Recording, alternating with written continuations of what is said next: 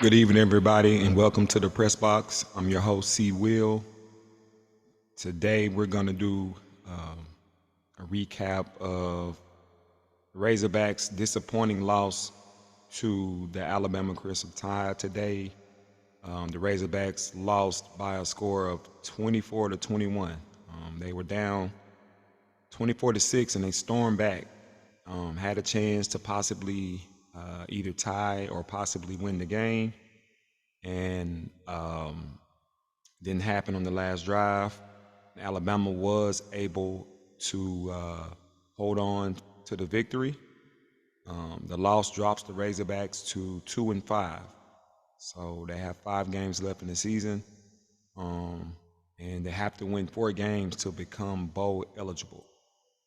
So we'll dive into the recap and highlights, and we'll take a look at what Sam Pittman had to say after the game. But before we dive into all the good stuff, go ahead and give me a thumbs up if you appreciate this good Razorback content. And if you do like what we're doing, go ahead and subscribe to the Press Box so you can get all the content as we release it.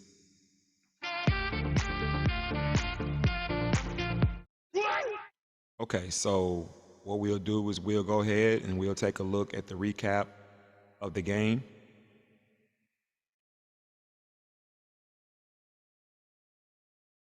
We can get there.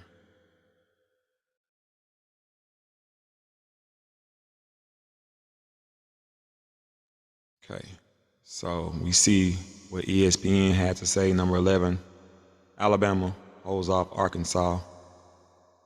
Comeback to win 24-21 to stay perfect in the SEC. Alabama had taken over the game, reeling off 24 consecutive points and seemingly poised for an easy win. Nothing's come quite so easily for them.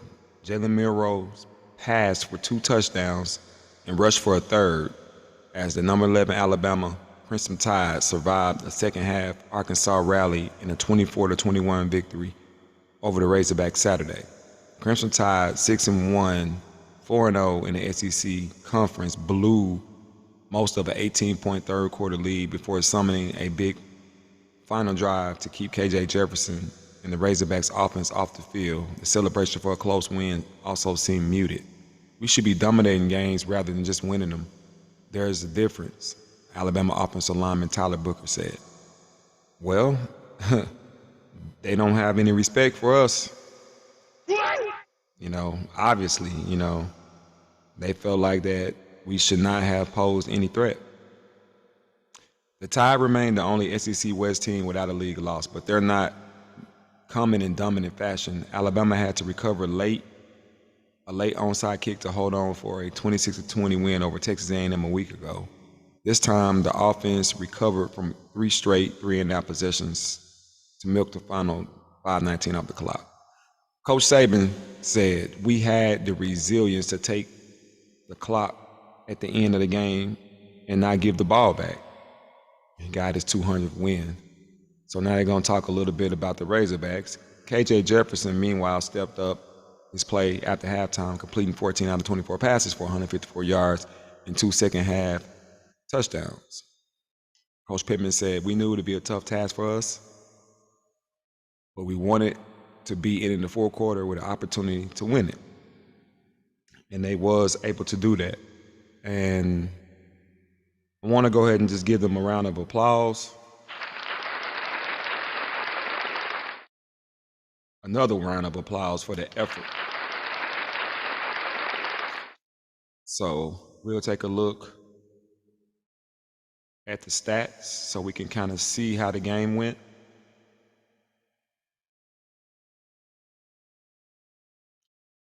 Okay.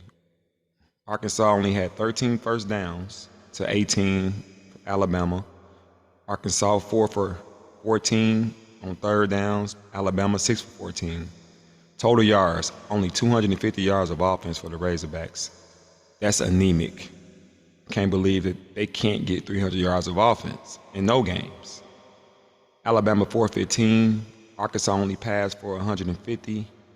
14 out of 24, 6.3 yards per play. And I said in my other video that Alabama is at the top in big play offense through the passing game. As you can see, they averaged 11.3 yards per pass to 6.3 yards for Arkansas for 238 yards.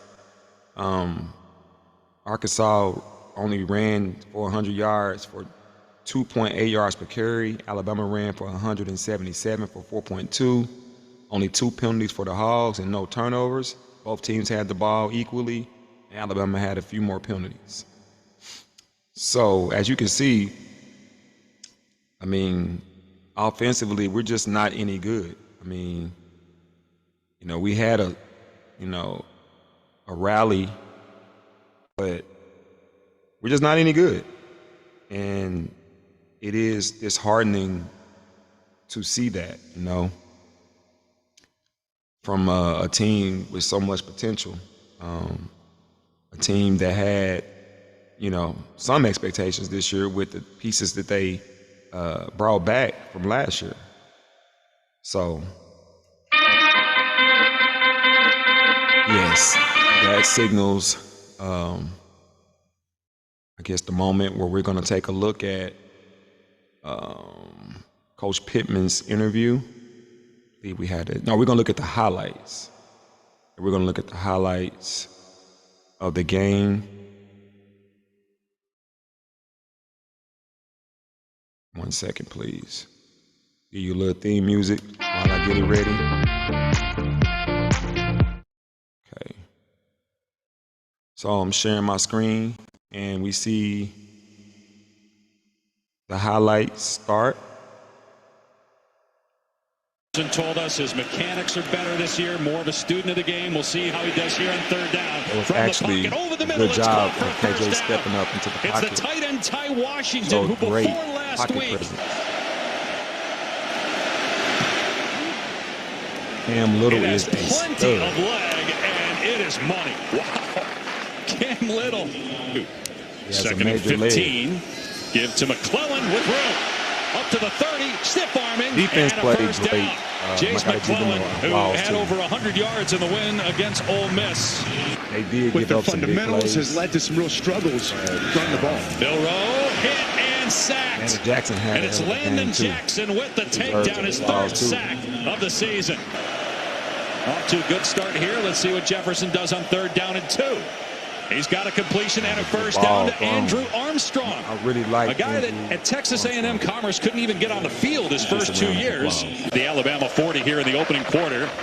And Jefferson faking the pitch. And sacked back at the 45-yard line. Offensive line still having issues. Tresman Marshall. And you wouldn't expect the fake here. Another ball that is absolutely smoked, and it's good. That was way up the net.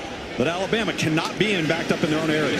Third down and 15. Milroe looking deep. Oh, he's got a receiver wide open, and it's caught at the 40-yard line by Kobe Prentice inside the 10 and into the end zone for the touchdown. Yeah, that play hurt. That was one of the big plays that we said that was the difference. Alabama, to me, Arkansas matched up. He's going to make you pay. But the difference in this game, safety eyes down here in the middle of the field opens up. Kobe throw the ball Prentice down the field. Just going to get vertical and up the field.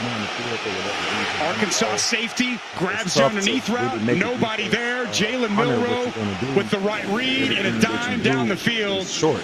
That's the progression Tommy Rees spoke to us about yesterday when we were meeting with him, and that's really where Jalen Milroe has been able to take his game. Stares down there underneath, momentum, grabs that safety, has him come down, and he knows he's got the whole shot open down the field. Yeah, and the fact that he's now starting to begin to go left to right, high to low. Never 31-0. Almost all league games. Here's Milroe going deep another big play for Burton, and Burton just to make the catch. Jermaine Burton, who had 9 catches last week, he had 8 all year. He wanted it more. What? Skip past this. It's superhero dance school. So I want to see more highlights. More highlights. Lego with Ego. You have to pay the bills. Is the running back next to Milroe. Milroe in trouble and gets sacked for the second time. Another applause for Clark. So third down and 15 after the sack. Bringing pressure again. It's picked up. Milroe with time. Got a receiver again. It's caught. Another big play. Ja'Cory Brooks, who had a drop earlier, pulls that one in. That's go three tight ends here. Here comes a tush push, right? Milroe under. Here it is. Push from behind by the tight end. They call that the old tush push play. And a touchdown for Alabama. Jalen Hurts ended that. All that size and bulk up front of the offensive line, and athletic Jalen Milroe. Play to stop. And Robbie Youth. They had a big win, and they were all prepared to get yelled at all week long to not get complacent. Jefferson hit, sacked on third down. They got sacks at the right time. They killed momentum. 9 yards per play, Tom, for Alabama so far. Miller with room inside the 35-yard line. They got their plays. And Jam Miller all the way down to on first down at the 29 of Arkansas. And Milroe on a roll right now. Lobbing it downfield. There's another big play. You see, that's 4 big plays that he made with Alabama touchdown. That's tough. It's tough to deal with. Well, I'll tell you what, it's the blown coverage. 4 receivers coming out. Takes you don't know advantage who of to guard. You see, nobody identifies Nye Black. Tight end. Second and 2. Milroe with time, launching to the sideline. Burton made the catch and got a Milroe, he made some bad throws, but he made enough good throws. Singletary. Quality field awareness by Jermaine Burton. Arkansas bringing pressure. Milroe in trouble. Sack back at the 45-yard line. Landon Jackson back there again for the Razorbacks. Look at those numbers on third down. 118 passing yards, 3 of 3. Milroe in trouble, though, and knocked down back at the 40-yard line. Landon Jackson is all over the place for Arkansas. Now, they had those 2 field goals, and then that 79-yard touchdown pass just felt like a backbreaker as McClellan just run the ball. Bounces off of defenders to get a first down onto the 40. Nudie McClellan didn't play last week because of a concussion. Did try to play early on. But meanwhile, able to get those timely runs. McClellan with another big run. First down to the 45. Another 14 yards for McClellan on the ground. At the Alabama 11-yard line. McClellan, check that. Williams on the carry, past the 25, out to the 27-yard line. Jam Miller is in there now. We saw true freshman Justice Haynes in the first half, and Miller has a crease. There's another chunk at play. the 40, and just runs Arkansas through the defender. Plays good. Walcott out to the 46. Gives up another nice run. I'm going to run it again.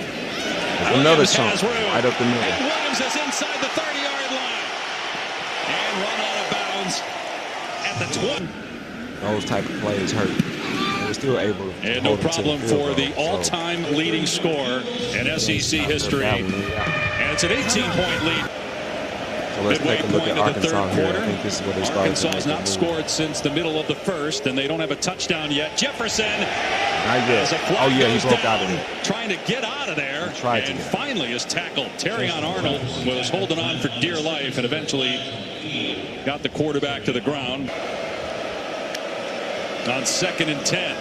Pressure on Jefferson. Stepping up and gets out of there. He's got all green. And this was the best play that he's made. Jefferson inside the 30. That was finally tackled by Dallas Turner from behind. They need to put him in situations where he can run the ball. Jefferson pulls it back, fires into the end zone. Pulled in for the touchdown by Satania. And an applause. Just going to see just a simple slant here. And as the middle of the field is going to come open, RPO action draws everybody up. Touchdown. No safety over the top. And an absolute dart here by KJ Jefferson. Players like this that can run the ball and run quarterback runs, when you get Landon Jackson down, again. you got to get off the field. Got to give him another applause. And now Alabama's going to be in 3rd and long. Very interesting in the 4th quarter. Alabama bringing 5 defenders here. Jefferson going to take off. KJ making plays with his feet. He's across the 40. That's what he has to do. He has to he's run to the ball. midfield, finally wrapped up and brought These down. were our 2 He's been pretty accurate this year. Jefferson around 70% completion rate. Alabama stacks the box, bring pressure. Jefferson in trouble. This was the play here. Jefferson won't go down though. He gets He is a out strong and he dumps the ball off. It's caught inside the 20-yard line and all the way down to the 10. beast mode, KJ. Jefferson with time. Receiver is there. It's caught. Dubinion. That was a good play. It's a touchdown for Arkansas. Cheer for that. Let's go back to this touchdown. Watch the matchup that's created. Dubinion, wide receiver, he's going to run a wheel. Like we was going to win it. This is going to create friction and a rub. I know I was excited. And Lawson's not able to get over the streak top. was coming to an end, but it didn't.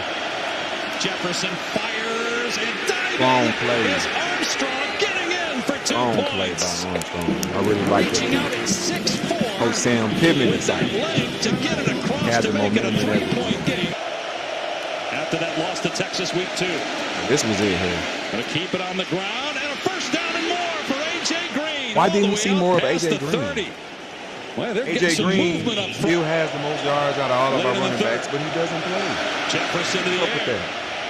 Gets hit. And down he goes. I was on Chambly, Dallas Turner. left side, and I don't need to see any more. We know what happened. More adversity maybe today than they had in the previous wins during this now 5-game streak. Another heartbreaker.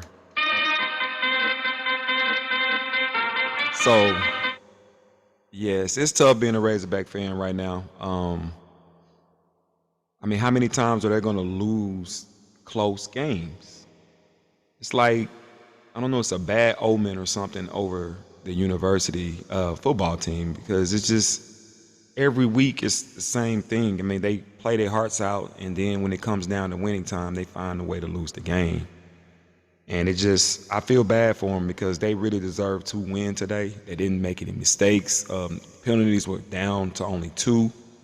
No turnovers. They just wasn't able to get big plays. And I don't know if that'll change this year. So looking ahead, Arkansas has a much easier schedule to finish the season. They have Mississippi State at home. Hadn't been home in over 5 weeks, so their schedule was definitely brutal. But they'll definitely, get the opportunity to come back to Razorback Stadium to take on a struggling Mississippi State team, and we got to have it. And then after that, you will have Florida on the road. They've been to all these venues. LSU lost by 3. Went to Ole Miss, lost by 7.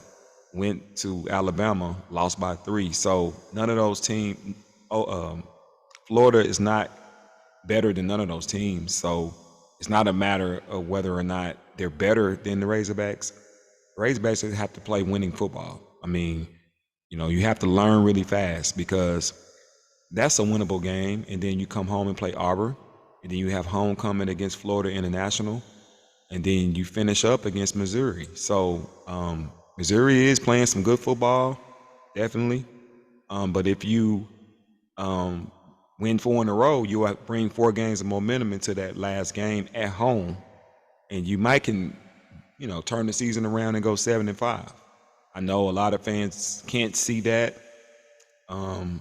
but who knows? I mean, I know that we're tired of getting moral victories, but you have to try to get better any way that you can. So we're going to go ahead and listen to Sam Pittman's post-game interview real quick. An excerpt from it. Give me 1 second here. Get out of this.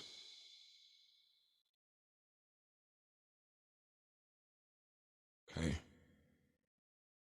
All right, we're about ready for it now.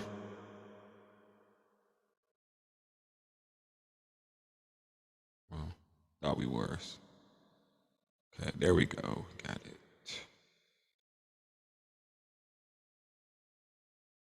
All right, here we go. See what old Coach Sam had to say. They've got a really good football team, physical football team.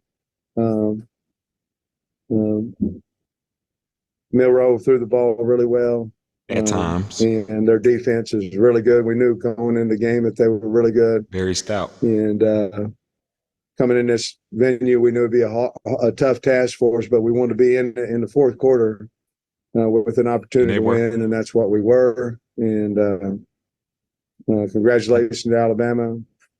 I'm really proud of our football team, and I hate it that we couldn't come away with the win, but I'm proud of our effort. I'm proud of our coaches. I'm proud of the players. Another applause for the effort. That's 2 times in a row we come here and lost by 7, and then today by 3. But Pittman has lost so many close games. I mean, it's certainly starting to looking forward to getting back home. Can he win close games? Get NFL Sunday Ticket and catch your favorite NFL teams. Watch out-of-market Sunday games live. So down 24-6, maybe people could be thinking, okay, another Alabama game. But what did you do after 24-6 to get back into that? We were just trying to be honest with you. We were trying to just keep it close to the fourth quarter. We've lost some games this year in the fourth quarter, and we made a big emphasis. Keeping it close is not a winning mentality. The defense made some adjustments. Obviously, on 2 of their touchdowns, we had some miscommunication. We turned them loose. Breakdowns. Offensively, I think we decided to run the ball a little bit on 3rd down. Other teams had some success against them. Even though we didn't play the entire game offensively well, I thought in the second half we showed some sparks that and they did. We can score. Maybe that's good defense out there we were playing against. But really, the coaches made adjustments. KJ made some plays, but the coaches made some halftime adjustments and held them to 140 some yards second half, 3 points. Really good job at Cee Will and the kids and the coaches. Travis Williams is the best thing that we our got. Offense caught a little spark. They helped us with some penalties there on the first touch, on the second touchdown drive, first one in the second half.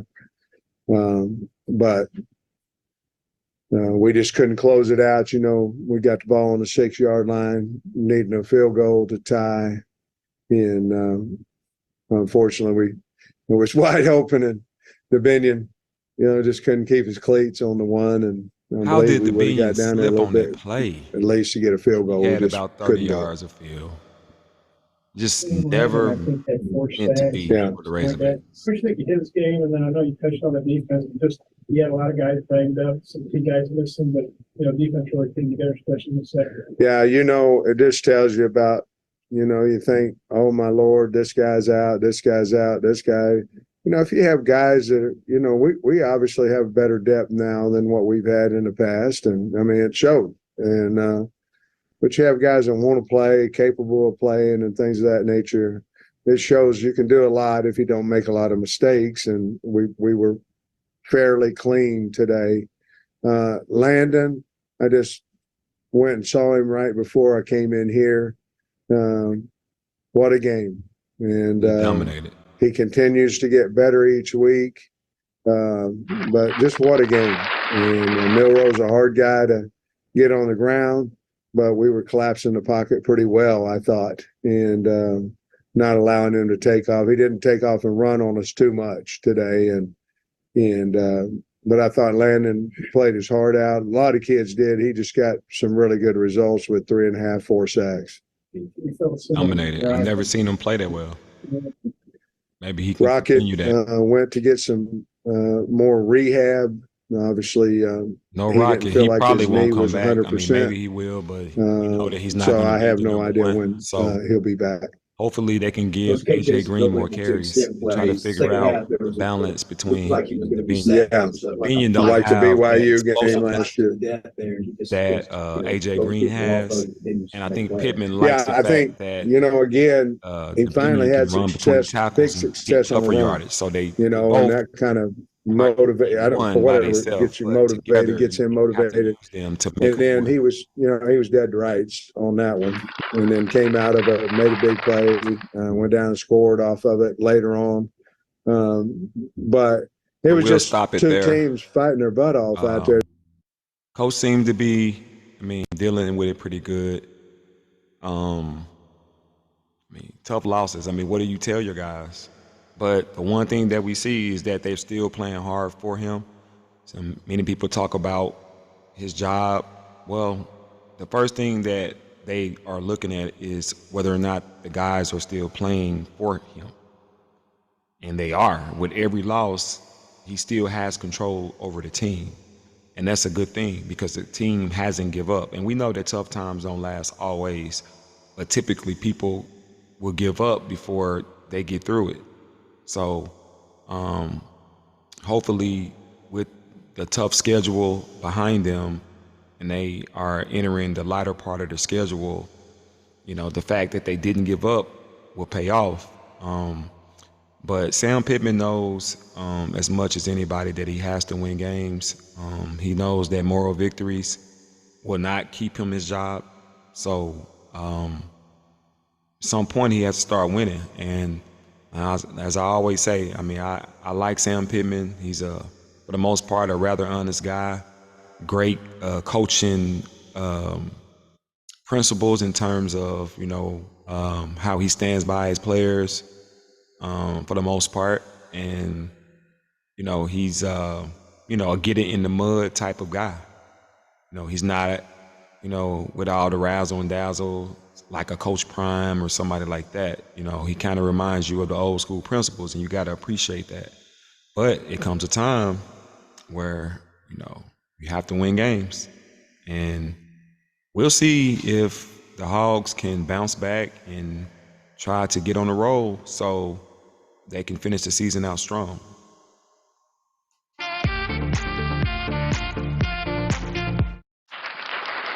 So that's my theme song. So that's telling me that it's time to wrap up this podcast.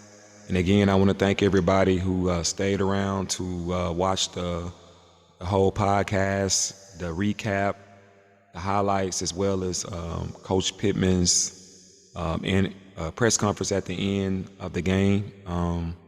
So tune in for the next podcast, and make sure that you subscribe to the channel so you can see it. You know, we're pretty regular with our productions, and you know, we want everybody to experience the greatness that we're trying to do. So one more time, as we conclude this podcast, my name is Cee Will, reporting live from the press box. And until the next time.